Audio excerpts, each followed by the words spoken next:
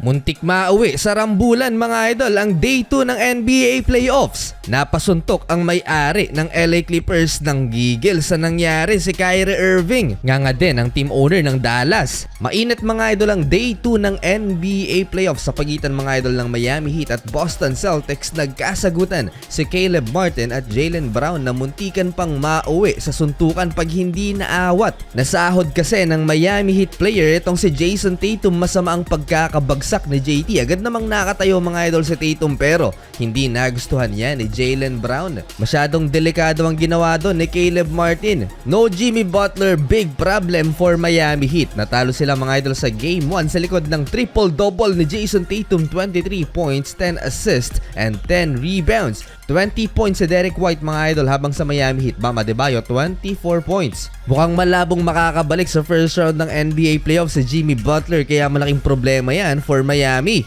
Game 1 din sa pagitan ng Dallas Mavericks at LA Clippers. Kinain ni James Harden ang depensa ni Luka Doncic dito mga idol sa opening period.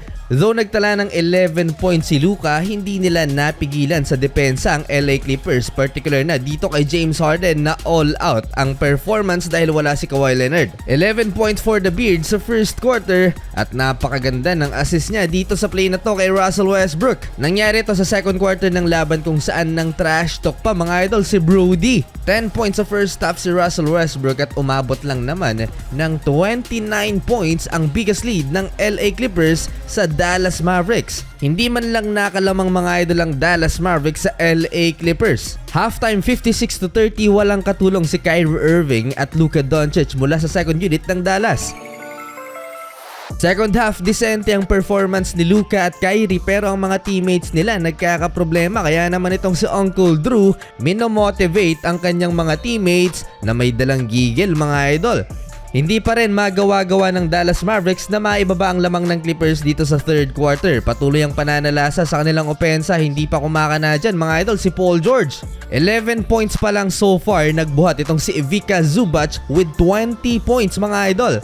87-64 heading into fourth quarter, malaki pa rin ang hinahabol ng Dallas Mavericks. Fourth quarter, nabuhayan ng Dallas Mavericks sa kanilang ginawang 11-2 run from 29-point Clippers lead na ibabayan sa 10 points mga idol dito sa final quarter.